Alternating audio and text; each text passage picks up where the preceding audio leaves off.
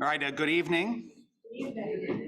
I'm Mark Nonestide, a co-author, along with Ethan, of the upcoming book, East Brunswick Through the Years.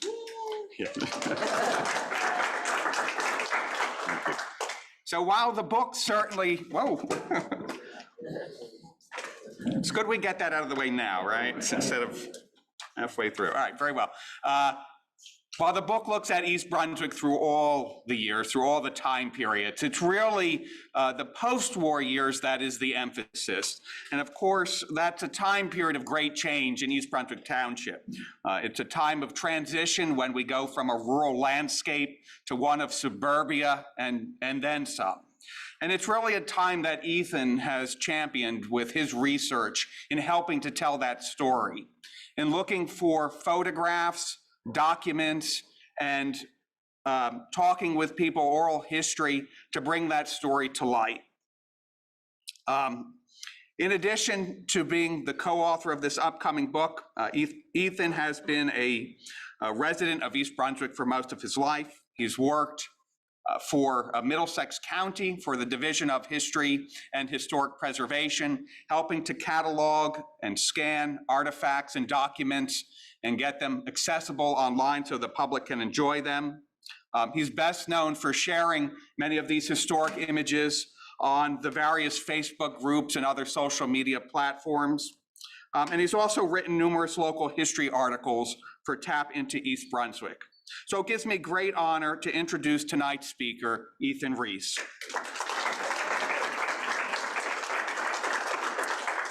Thank you, Mark. Thank you, everyone, for coming here tonight. This is pretty overwhelming, but so thank you all again for coming, and thank you, Mark, for that lovely introduction. So let me give you a little background of why I decided to do this in the first place. So as some of you may recall, a few years ago, I had the opportunity to speak at the Library Foundation Gala about the history of the library, which was quite well received. And I didn't want that to be it. I wanted to have more opportunities like this to sort of tell the township's history in a way that few have done, particularly in this period. So this has been something that has been in the works now for 2.5 years. I was supposed to do this back in 2020, but obvious reasons had it postponed. So, and now this time's better because this time I actually have something to promote, that being this book, which I'm very excited to bring. Which I'm very excited to bring to you once it is released, July 18th. Hope all of you have pre-ordered a copy. It is available for purchase on Amazon. You'll also be able to buy this at any local Walgreens or Barnes & Noble in the area. So anyways, with that said, let us begin this presentation on East Brunswick's post-war years, which included a lot of change, which some of you, I'm sure, remember that period quite well. So let's get started. So before we get into the main portion of the presentation, we should begin with a little prehistory. By that I mean the township's first 85 years in existence. So East Brunswick was founded on February 28, 1860 from parts of North Brunswick and Monroe. It was mostly a rural community, with the most active part of the town at the time being the Old Bridge Village section, known historically as Herbertsville. Given that it was located along a river, that being the South River, it mostly served as a port to transport goods over to some of the bigger cities like Manhattan. similar to New Brunswick. A lot of the people who lived in that area at the time worked in some of the nearby factories in the area, which helped produce some of these goods. In addition, before Route 18, Old Bridge Turnpike was the main thoroughfare in the township, and it was a turnpike, and it was a turnpike for a reason, in that it actually was like the turnpike we know today. Much like the turnpike of today, they had a turnpike authority, the East Brunswick and New Brunswick Turnpike Authority, which was formed in 1865. Like the turnpike, you had to pay a toll, which I think they stopped in like the 1920s, I think.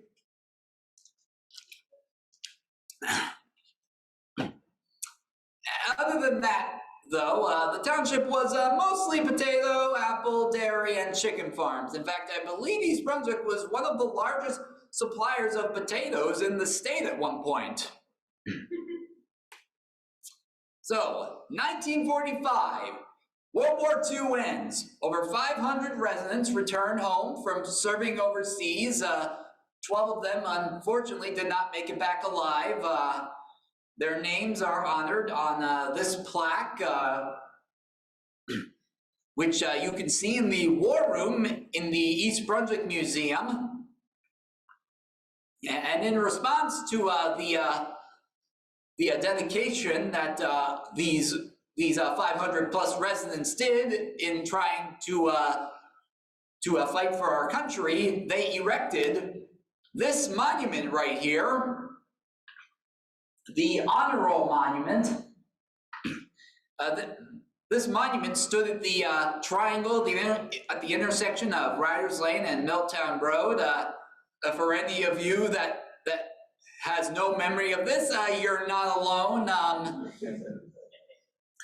Apparently this monument did not stay up very long. I think they took it out after a few years once they widened the road.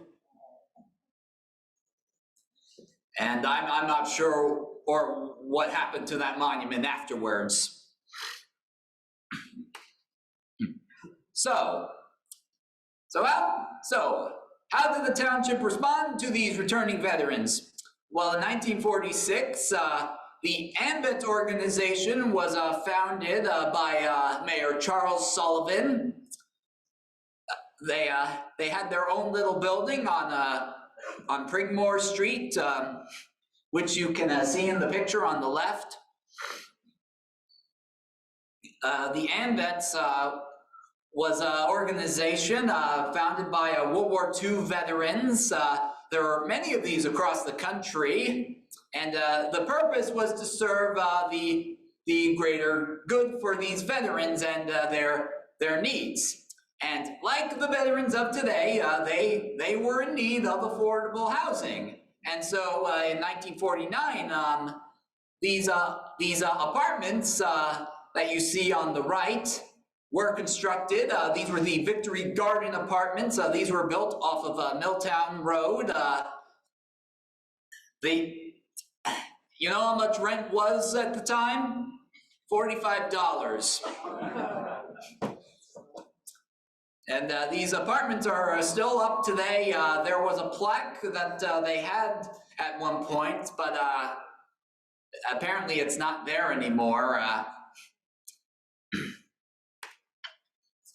Now, the same year that World War II ends, the township would dedicate its first library. On June 8th, 1945, the Alice Appleby DeVoe Memorial Library opened to the public. The library was a gift to the township by Fred DeVoe in tribute to his late mother, Alice Appleby, who lived in this historic house. At the time, they thought it was over 200 years old, but it probably more likely dates to the early part of the 19th century.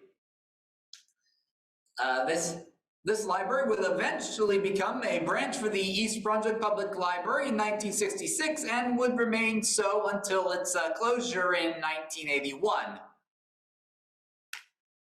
Now at Now this time, though the township didn't really have a whole lot to do as far as recreational activities, like there are no youth programs or sports programs or camps, unless you count Lakeview, but that was more for New Yorkers. But so kids would often spend their time swimming in whatever body of water they had near them. And one of those places was a little place known as Dallenbach's. Dallenbach started out as a sand mining company. Their sand helped build a number of structures and roads in the area, including the New Brunswick Post Office and St. Peter's Hospital. Now, allegedly, they had dug so deep that they hit water, thus resulted in the formation of the beautiful lakes that you see today. And afterwards, they moved over to Dean's Road Hall Road, and at this time, it became an unsupervised swimming facility. And eventually, it got to a point where word started to spread, and soon hundreds of people started crowding around the place, many of whom came as far as New York. At one point around July of 1949, there were like close to 1,000 people crowding the place, and that's when the township had enough, and so they took over. They took over the land, and that's how Dallenbach's was born. And here you can see a typical weekend at Dallenbach's during its prime. Any of you who were living in the area back then might be possibly in this photo somewhere. This was taken around the early 70s, in case you were wondering. Is Barrington Lake now? Huh? Is that Barrington Lake now? Oh, no. We'll get to what it is later on. Sorry. Don't spoil it. But the biggest change to happen in all of East Brunswick's 162-year history was undoubtedly the arrival of the New Jersey Turnpike. The turnpike was built through the township around 1950 and was formally dedicated on November 30th, 1951, with the Turnpike Authority having their headquarters in East Brunswick up until 2005. The construction of the turnpike was such a huge deal that it saved drivers 2 hours to drive from the Delaware War Memorial Bridge to the George Washington Bridge. So basically, this large highway brought forth a number of people from out of state essentially driving through East Brunswick who would have never driven through the township otherwise. This prompted property values around the area to increase, which ultimately resulted in many landowners starting to sell their farms and such. And you all know where this is heading. The 1950s was a major housing boom for East Brunswick, as you can see in this photo right here of ticky-tacky boxes on Brigmore Street. Many of these homes were built all over the township, and it pretty much changed the overall landscape and also changed really the atmosphere as more residents started pouring in. As a result, new schools, roads, sewage lines, and other municipal services were desperately needed to keep up with the growing population.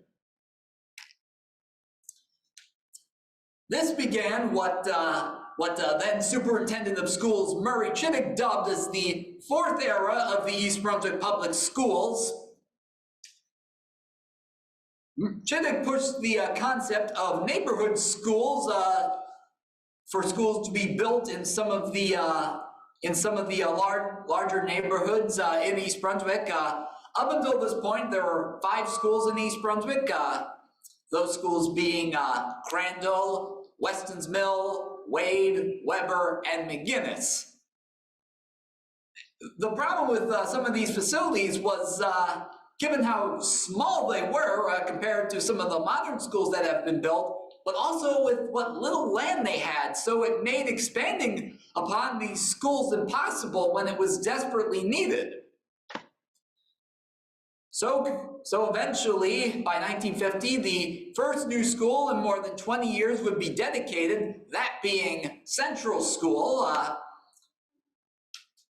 And unlike some of the other schools at that time, this had such a vast acreage of land that it essentially made it easier to expand upon. See, Central was built in sort of 3 phases. 8 rooms were built in 1950, 8 additional rooms were built in 1953, and 8 more rooms would be built in 1955. The plan was to eventually convert it into a junior high school, which of course never happened. And during the next decade, several more schools would follow, including Bound, Memorial, Irwin, and Lawrencebrook.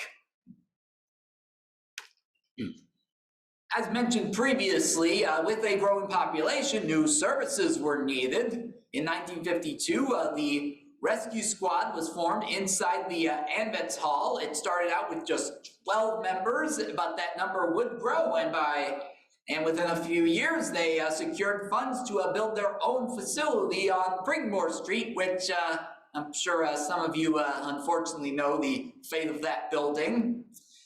That it was burned down, in case you were wondering. So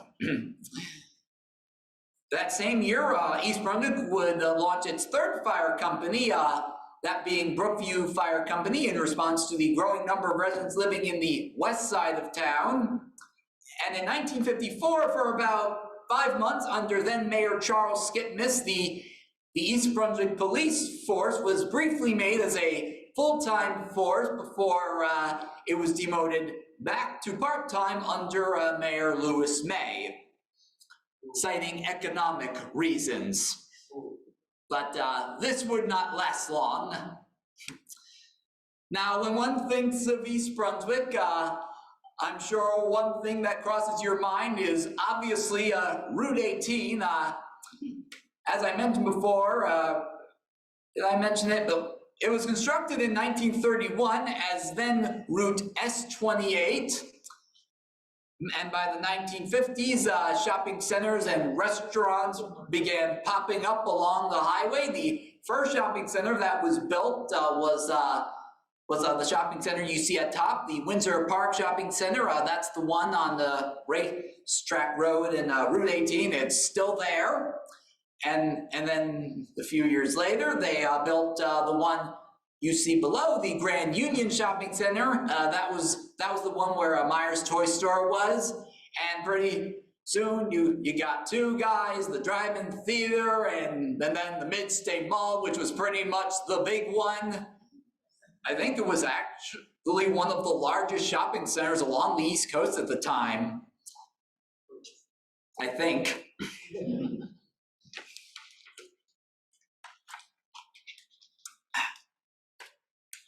Now let's talk about the high school. Now the high school did not begin the way you think it might have. Judy, I think you can attest to this. So prior to the high school, township residents would graduate 8th grade and would attend either South River or New Brunswick, but most of them went to South River. Now, given that so many of the township's high schoolers were attending South River, the East Brunswick Board of Ed felt that they deserved some representation on the South River Board of Ed. And after they were denied this, that's when they decided to move forward to build their own high school. Did I get that right? So this school would cost $2.9 million to build. It was, at the time, it was structured kind of like a campus where students would walk from building to building. Now, of course, this is all one big building. Now, the high school would start off holding grades 6th through 9th and would eventually work its way up to being a traditional 9th through 12th high school by the 1961-62 school year. The reason they did this at the time was to not pull out some of the high schoolers already attending South River. The ground was broken in December of 1957, and the school officially opened on September 8th, 1958, with a formal dedication the following April. And here you can see a rare photograph of the groundbreaking. To the left is Superintendent of Schools, Dr. S. David Adler, and the gentleman to the right is Mayor Lewis May, and the man at the center who's holding the shovel, which, by the way, is on display at the lobby of the high school. I will talk about him later. So by 1960, East Brunswick's population had jumped from 5,600 the decade prior to nearly 20,000. The township had been transforming from a rural to busy suburban community. While there were still plenty of farms left, their days would be outnumbered as the years progress. That same year, the police department was made full-time permanently by an ordinance. And here you can see this photo of the full-time police force. I'm not sure where this was taken, if any of you recognize it.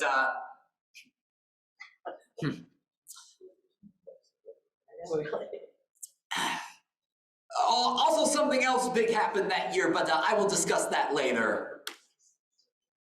So with East Brunswick changing its overall appearance, this meant that some of the old ways had to go, particularly its form of government. Up until this point, the township had been governed by a township committee. There wasn't really a mayor. That was just a title they gave them to, you know, make it sound more prestigious. I think it was brought up by the suggestion of Norman Miller, who owned Miller's on the Mall, to create a mayor-council government to replace the township committee, and voters overwhelmingly approved this measure in 1963. And in 1965, the gentleman sitting down, Alec Borman, became East Brunswick's first elected mayor. Borman is what you might describe as the founding father of post-war East Brunswick. So much happened under his watch. While serving on the Board of Ed, saw the opening of several elementary schools, both junior high schools, and was responsible for getting the high school built. And we're very fortunate that his daughter is here tonight, all the way from Connecticut.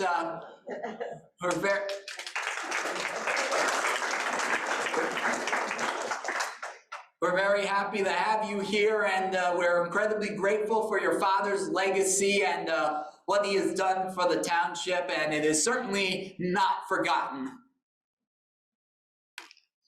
So, other changes that needed to be made was basically the facilities where its government was being housed. And by this point, there were two municipal buildings. There was the police department headquarters over on Wallet Street, which they've been using since the 1940s. This also housed the municipal court.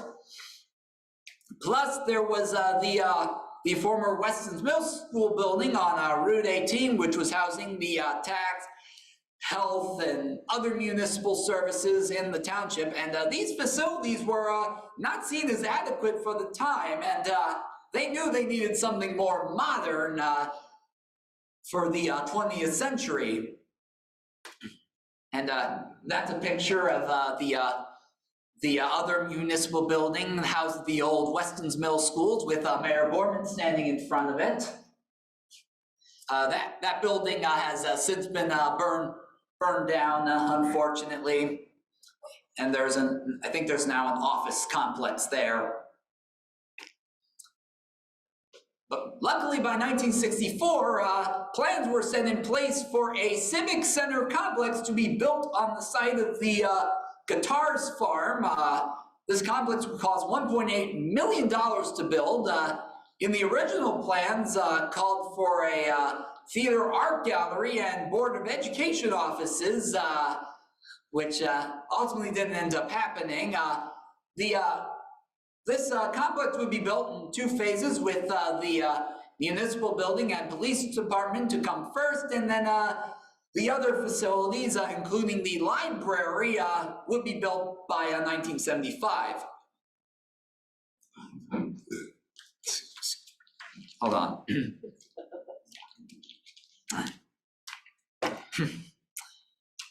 So, this complex would also include residential units, which I'm sure you all know which ones I'm talking about. The complex would be dedicated in 1957. With this also included the library that was being housed in the basement, which brings me to the road to establish a public library. Now, as I mentioned, I did a whole speech on the library's history. You can find that video on Facebook somewhere. But in short, the idea to establish a public library came about during a meeting of the Kiwanis Club in 1957. And by 1960, the Library Association was formed, which was headed by James Hess. The first referendum to establish the public library was put up in 1961. This photo right here shows children trying to promote that vote, and it did not pass. As was the case when they tried putting it up the following year. So after a few years of reworking their plan, the library referendum passes by a slim margin in 1965. And on May 1st, 1967, the East Brunswick Public Library officially opened to the public house in the basement of the Municipal Building, with over 10,000 titles at that time. Now, I know there are some of you who are nostalgic for the old basement library, but even then they knew that this would not be their permanent location, and that they would need to eventually build their own public library building, which they would eventually do by 1976. So we're going to skip ahead into the early 70s, so unfortunately I won't have any time to talk about the mall or the Turnpike shootout or the Concerned Citizens group. But we'll talk about the 1972 mayoral election. Now, what made this election stand out was that for the first time ever, and I think the only time ever, all 3 of the candidates were women. These candidates included Eve Shapiro, a Republican, Emily Allman, an independent, and as a Democrat, Jean Walling. And I'm sure, as most of you know, Walling won the election that year. So who was Jean Walling? So Walling moved to East Brunswick in 1957 as a mother of 5 boys. She got her start serving under the Board of Education and as assistant under Mayor Borman, assistant business administrator, I should say. She was responsible for getting the Green Acres funds to construct the community beach and Bicentennial Park. She was extremely passionate in art, history, and the parks. She kind of described herself as a mayor against the machine being the status quo politics at that time. And given that she was a female mayor in a town like East Brunswick, during the height of the women's movement, she worked very hard to serve the residents of East Brunswick. And I'm sure some of you know how this would end. So in January of 1975, Walling was diagnosed with abdominal cancer and only had months to live. And one of her final wishes was to see the new public library facility be completed, which it eventually would, but without her presence, as Walling passed away on April 25th, 1975. Her memorial was held at the Civic Center complex with over, I think there were about 5,000 people in attendance, including congressional representatives, state senators, and New Jersey Governor Brendan Byrne, who served as one of the pallbearers. And the following month, a CBS special titled A Gift of Time was broadcasted that documented her final months as mayor. I think you can see that special on EBTV's website if you look hard enough. And on November 30th, 1975, the Civic Center would be named in her honor, which still bears it to this day. So obviously a new mayor had to step in her place, and that person was William Fox, who was selected to fill in the role until the end of the term in 1976. Fox had previously been campaign manager for the 1974 Democratic Council election. What he did not anticipate was how long his run as mayor would last.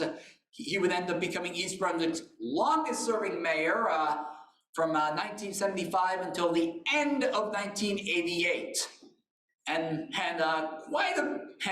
certainly a lot happened under his watch. And one of those things was, everyone, I'm sure there is not one person in this room who hasn't seen these buildings before. So these buildings have pretty much become a symbol for modern day East Brunswick. How this happened was Alan Landis, who also developed the Loman's Plaza on 18, set forth a $110 million project to construct a tower complex and luxury hotel on the site of the former Ramada Inn. The towers were built over 300 feet tall and 23 stories and can be seen for miles as far away as Manhattan. I'm pretty sure any of you that have driven on the turnpike know that once you see those towers, you know that you have returned home. Now we're going to get into a more controversial subject, Edgeboro. So Edgeboro came about in the 1950s as a replacement for the garbage dumping site over on Harts Lane after it was causing a stink for the residents living nearby. The dump was put together on what was a little island that once was the site of a Revolutionary War scrimmage.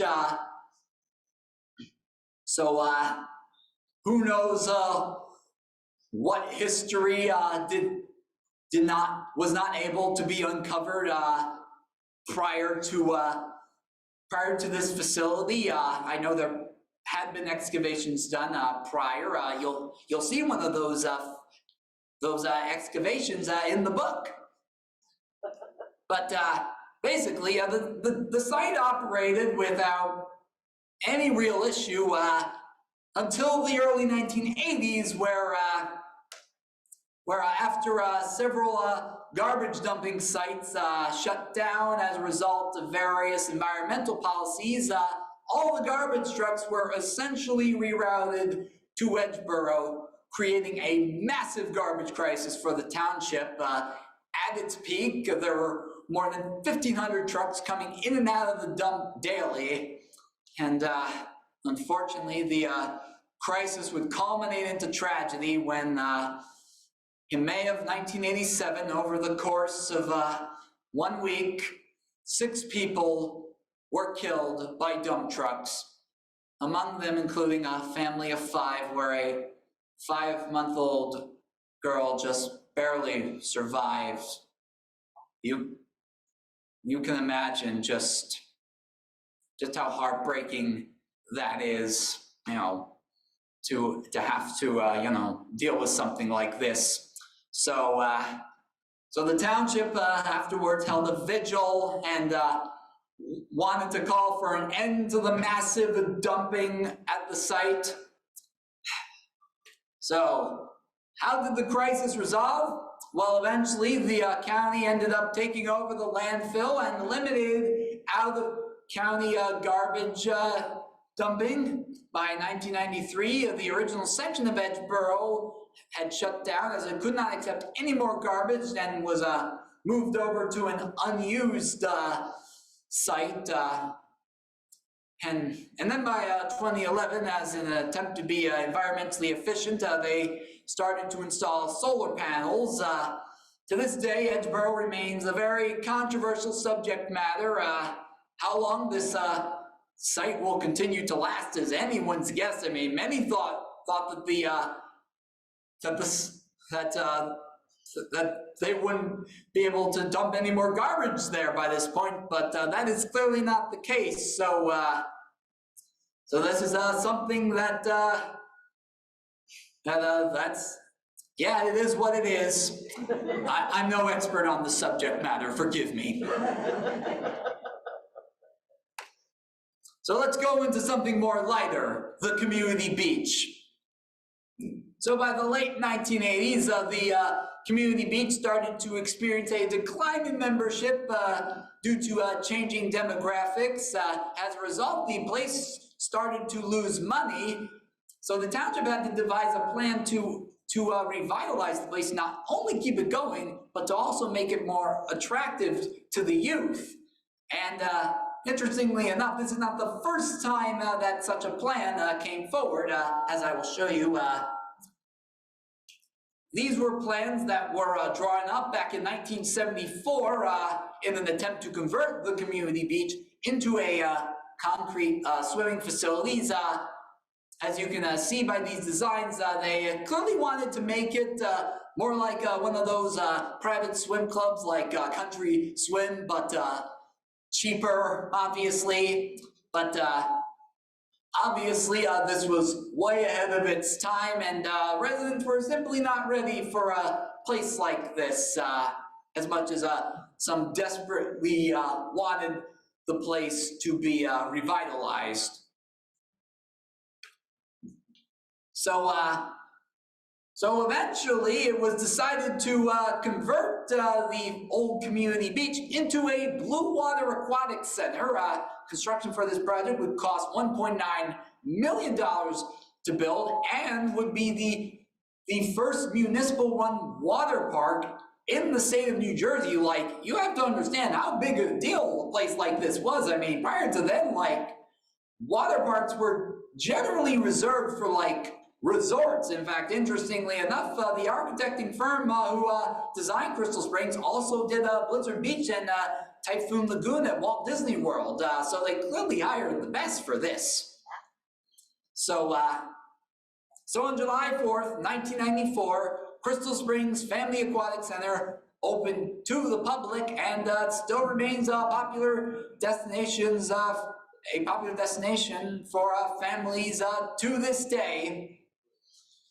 I know some of you miss the old community beach, but obviously they had to do what they had to do. I mean, had they not done anything with it and just left it as it is, there'd probably be houses on that property by now.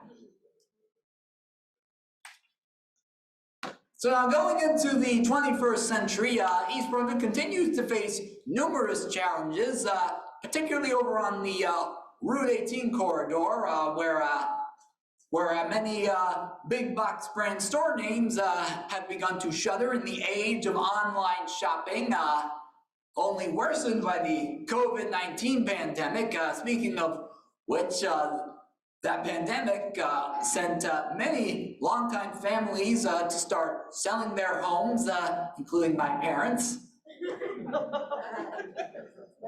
So this, of course, meant that a whole new flux of families were going to move in, and chances are those families were going to have very young children who would be enrolled in our public schools. So as a result, for the first time in over 35 years, beginning the 2022-23 school year, grades will be restructured in the district, with elementary schools serving kindergarten through 4th, Hammersholt serving grades 5th and 6th, Churchill going back to serving grades 7th through 9th, and high school still being a 10th through 12th school, but within the coming years, they hope to build a new high school facility that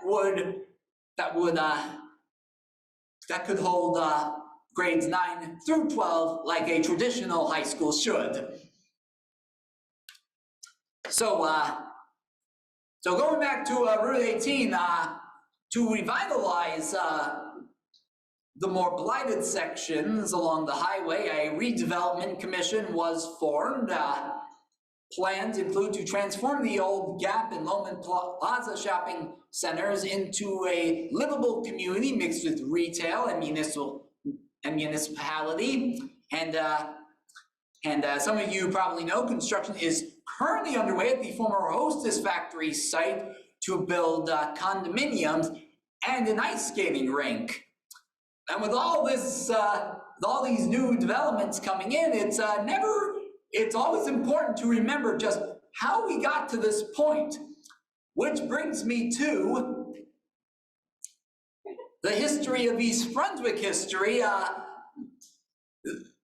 Basically, this is the history on how the township started to honor its past. So up till the early 70s, the township didn't really do much to honor its past, as it wasn't quite old enough yet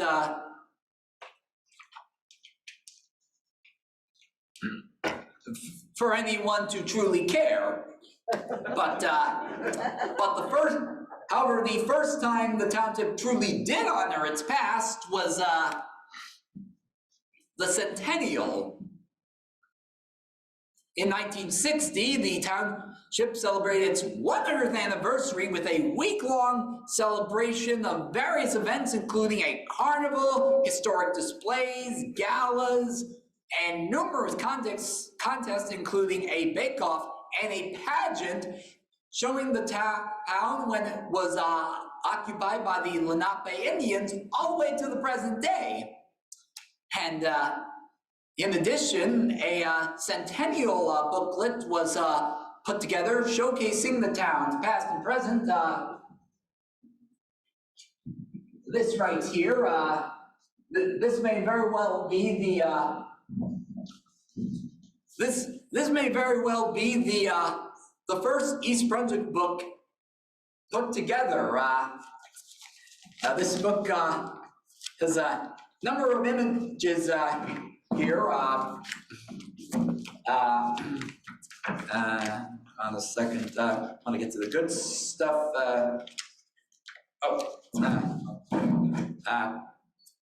And this is some of the township's present, which which has become, ironically enough, historic. But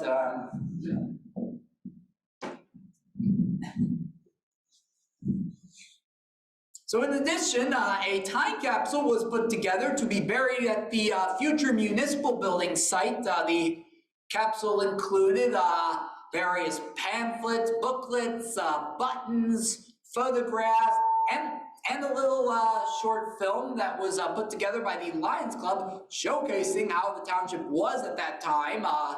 The capsule is scheduled to be opened in 2060, unless somebody doesn't want to wait that long, which I'm not against. But the main highlight of this celebration was the 2.5-mile parade that went down Route 18.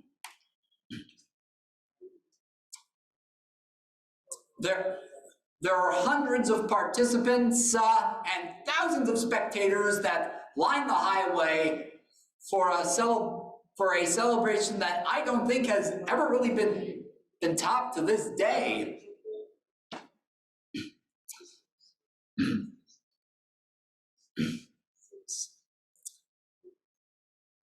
This was the first and only time in the township history that Route 18 had to be shut down for something that didn't involve an accident or construction.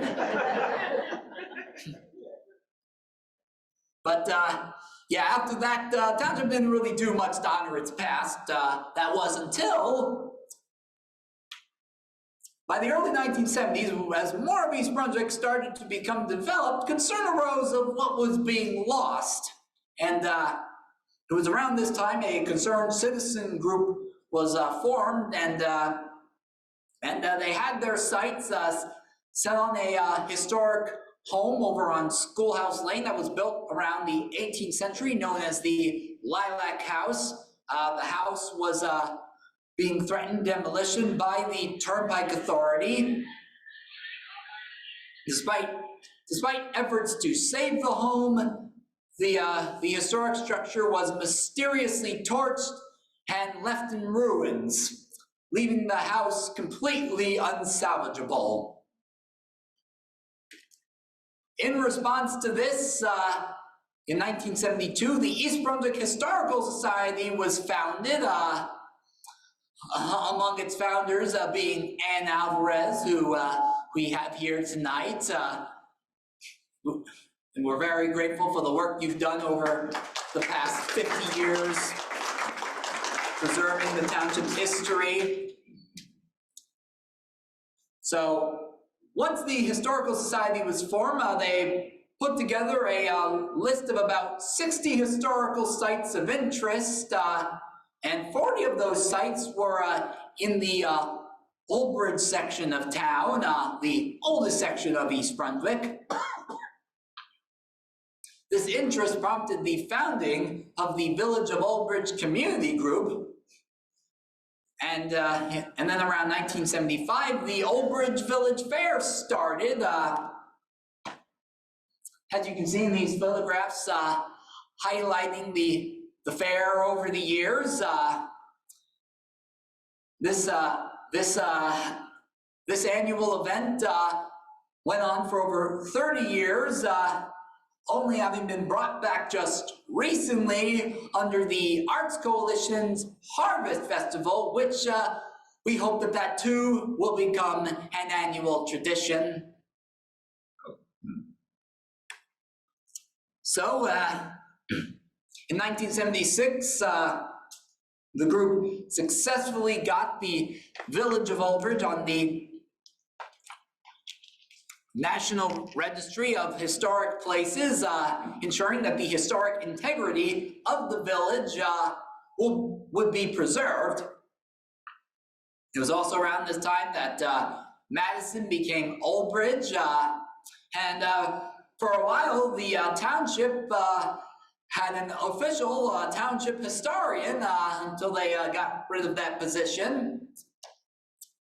But even with the Historical Society, they knew that they needed a place for the township's past to be housed, and the group eyed on the former Simpson Methodist Church building, which was constructed around the time of the Civil War. By this point, it was housing the Baseball Managers Association. They had hoped that this historic building would be housed as a township museum. This idea was brought forth to then Mayor Gene Walling, who was very supportive of the idea.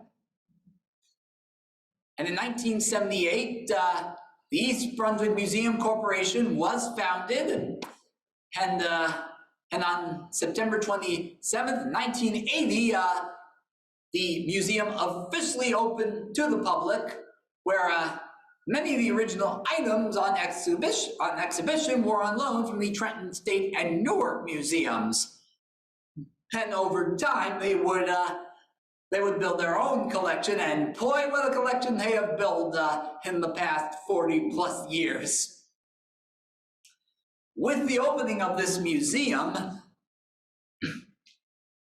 this would hopefully inspire other residents to get in on the township's past, and one of those people happened to be a young teenager.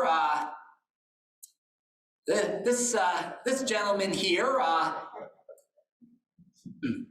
who started volunteering at the museum, eventually serving on the board of trustees and becoming board president, and now is official Middlesex County historian.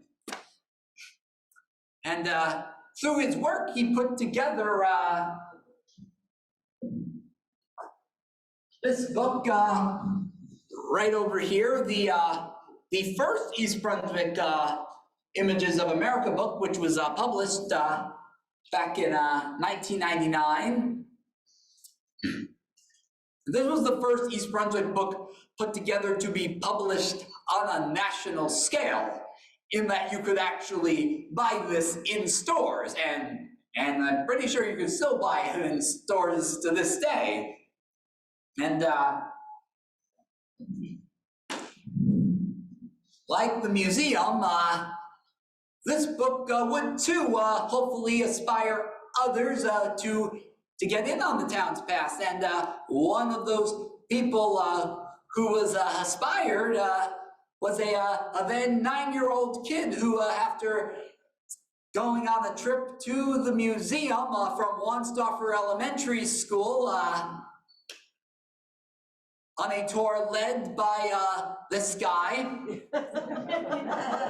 started renting this book from the library and begun actively reading it, and was clearly interested in some of the stuff it had to show and wanted to know more about the town's past, but had very limited resources, and eventually he would start digging through the libraries and the archives to find stuff that wasn't available on the internet yet. And through all that would lead to all sorts of crazy things, Facebook groups, and eventually he would get involved with the Township Museum, currently serving on the Board of Trustees, and would work for East Jersey Old Town Village under this guy, eventually leading to a partnership, which brings us to this. And we hope that you will buy this book when it comes out July 18th. We worked very hard to put this together, and we're very excited to bring this to you. There's a lot of images I'm sure you'll be very happy to see highlighted. So yeah, it should be very exciting. Thank you very much.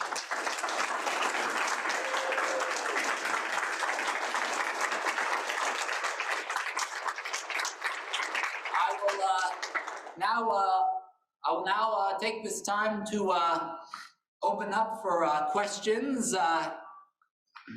Is there anyone here with any questions? Yes. Say East Brunswick through the years. When does that book start? This book highlights the town's prehistory with some of the Native American artifacts that are found, and pretty much goes all the way to the present day. One of the main reasons we decided to put this book together was, as good as the first book was, there were some people who felt that it was too focused on the Old Bridge section. So this book will essentially highlight some of the more familiar parts of town.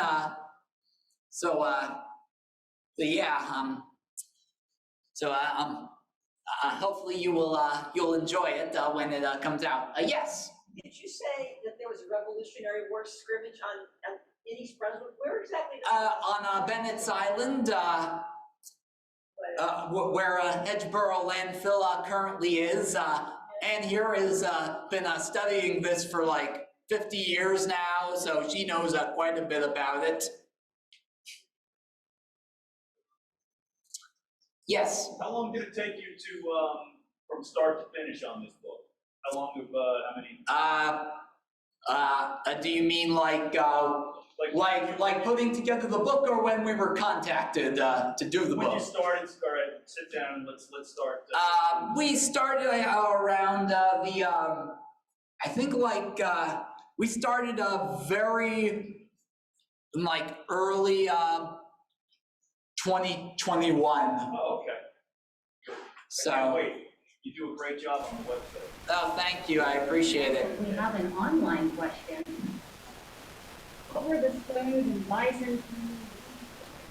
Oh, that's an interesting story, rather tragic one. As I'm sure you're well aware, Anne. So where Bicentennial Park is was the site of an estate by the Connolly family, which we have a picture of in the book. This was prior to it being an estate. This was actually a former plantation.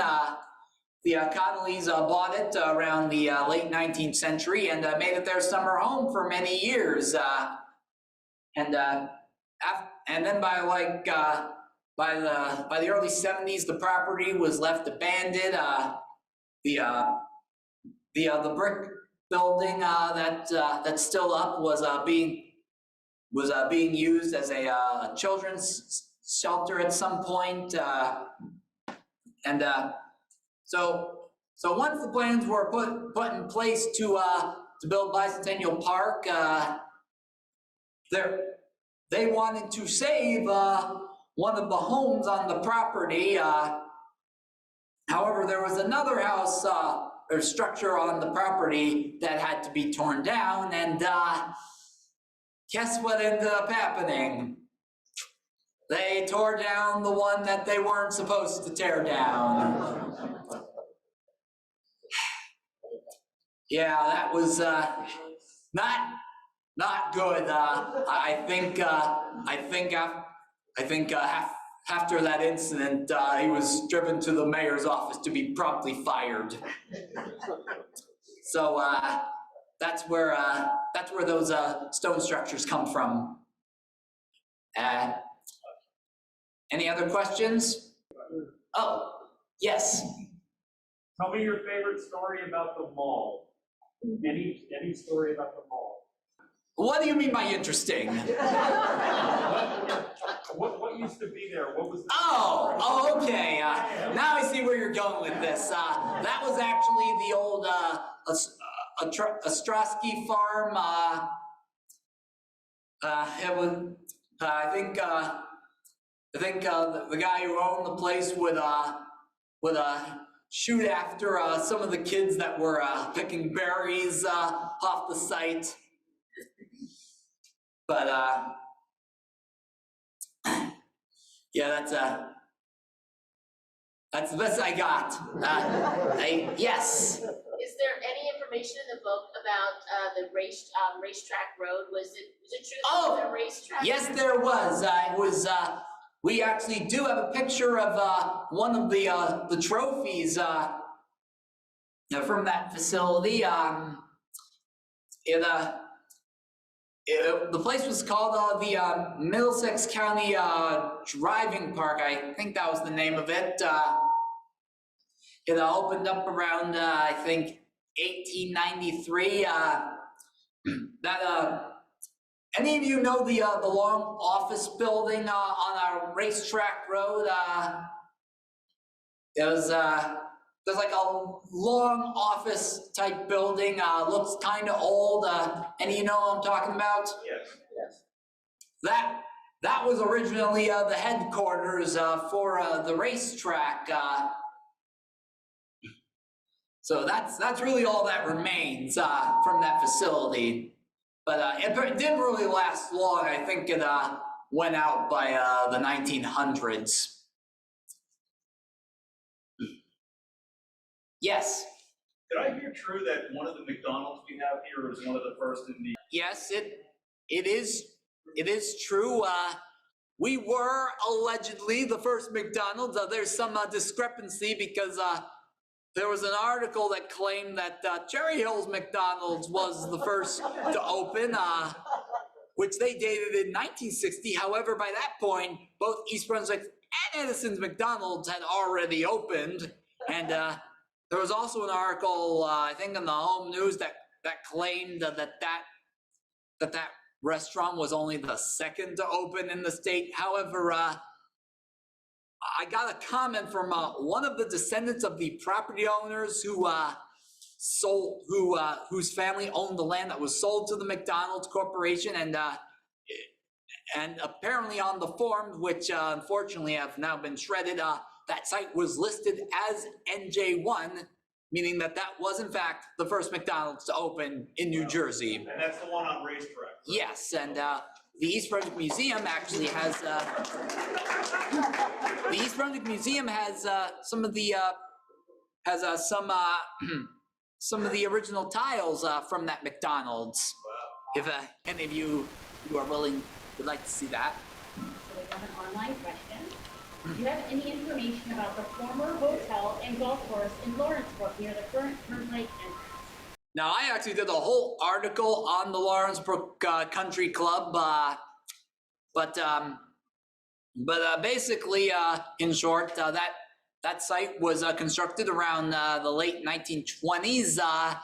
It had a good first few years until the Depression caused things to go downhill, and over time the facility started to deteriorate, and then by the 40s the clubhouse was burnt down, and they tried to keep it going, but ultimately it would not last, and eventually the turnpike would be built through it, and then Lawrenceburg Village would be constructed. Now I'm okay. By former hotel, I'm going to assume they mean the Ramada Hotel. All I know was that it was, I think, the first motel. The big yellow building. That's all they've given me as a club. Okay, yes, they're obviously referring to the Ramada Inn, I'm pretty sure. That was built originally as the Brunswick Inn. It was, I think, one of the largest motels in New Jersey. I know they hosted a number of presidential candidates, including Eugene McCarthy and Jimmy Carter. I think what was that? You were Humphrey. Oh, that was him? Oh, okay, yeah, my apologies. Yeah, so, but that's about all the information I have. Are there any other questions? Was there anything that did not make the book? Huh? Was there anything that did not make the book? Oh yeah, we had to cut a number of images from the book just because we just didn't have the space for it, or it was just, I guess too excessive. But whatever images didn't make the cut, I will share those online at some point. So you'll get to see some of those at some point. Yes? Who's on the cover of the book, or do I have to buy it to find out? Okay. Let me see if I can go back to the full picture. The picture right there was taken in the late 1950s. The gentleman on the top right? That is Fred DeVoe himself who donated this building to the township, and to the left of him, that is Murray Chittick, who lived in the village, and I think at that point had already retired as superintendent of schools and was serving on the board of directors for the library, and the lady partially being covered up. I think that's one of the librarians there at the time. I think her name was Ann Austin, and those are just a bunch of random kids. And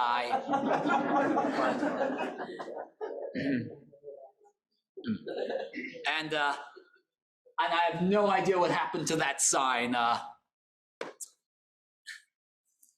Any other questions? Yes. Yeah, taking off from that point, Ethan, I'm glad to see DeVoe on the cover of the book and become very close with that building. And Yes. I'm wondering if you and Mark had any input into the selection of the cover, how that came about. Well, we were essentially given, we were told to select about 5 of the best images for the book, and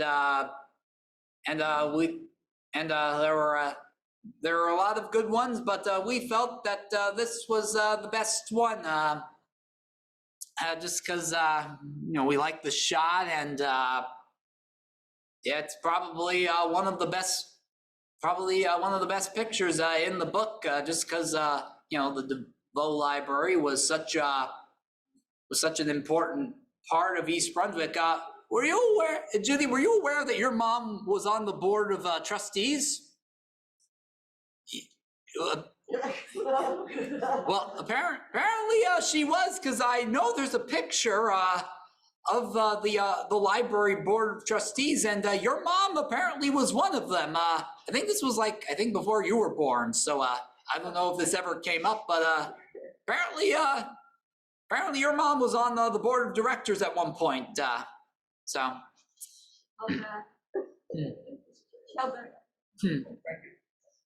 Any other questions? Just one more. Okay. The first book I loved, I just want to say it's a great book. Can't wait for this one to come out. Thank you. There was a picture in the first book about there was some graffiti that was a couple of 100 years old. Oh, are you talking about the stone Yes. on Weston's Mill? Where is that? Okay. Yes, those were just old carvings that were just put there sometime around the 1870s. So are they still there? I think they're still there. I know there were some. I think Mayor William Fox did some carvings of his own on that stone during the 1970s. Thank you. Any other questions? Just a shameless plug for the East Brunswick Museum. Of course. Thank you, I appreciate that. My name is Dr. Anna Braun. I'm a recently retired, longtime East Brunswick teacher, teaching at original Hammersholt Junior High School and Churchill. And I've been hired by the East Brunswick Museum very recently to give tours on weekends. We're also going to be working on developing a curriculum so that we can restart tours for the elementary school children. The museum is open every Saturday and Sunday from 1:30 to 4 p.m. We have some really cool artifacts, including, and my favorite, the tiles from the original McDonald's that I went to when I was a kid. And then we liked it so much, I bought a house on Racetrack just so we could walk to that historic McDonald's. And if nothing else, I am gonna spend the rest of my life trying to prove that that McDonald's was it'll increase the property value. So anyway, the museum is child friendly, so feel free to bring your children, bring your grandchildren. I'll give you the special friends and family tour just for you.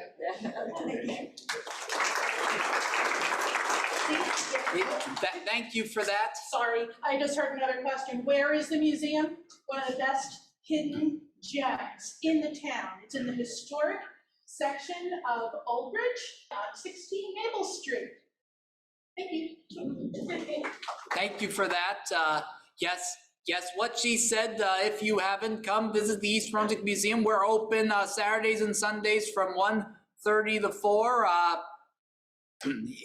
Trust me, it is absolutely worth it. We have one of the largest collections of ceramic elephants in the state of New Jersey.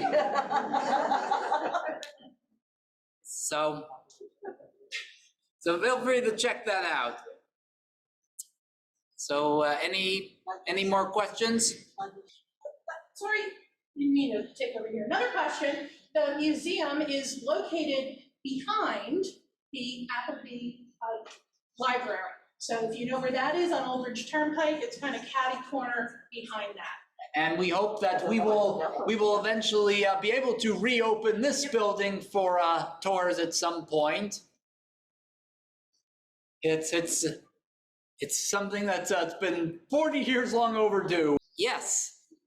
It's not really a question, but if you have things of township history that may be of interest to you, how would I present them or ask you? Well, go to the East Brunswick Museum and we'll have a look at it and we'll determine what we feel is worth keeping.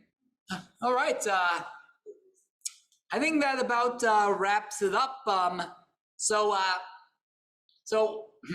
in fact, she brings up a very good point. Your photos matter. As I'm sure you're aware, based on my group activity, I've always encouraged you to share whatever old pictures, whatever you have that might be of interest, because chances are that picture you might have of, say, Mom's Market or Mary's Luncheonette or Ryder's Hardware could be the only known existing pictures of these places. I hope that, I hope that all of you will take some time to dig into your past and see if there might be something you think is worth sharing. Now, I obviously don't expect that any of you just randomly decide to take a picture of two guys or the Carvel on Route 18, because I know, I'm sure a lot of you didn't use your cameras for that stuff back then. But you never know. So just remember, what you have, your family's past or whatever, always matters, and try to cherish that and maybe share a little bit of that with the world.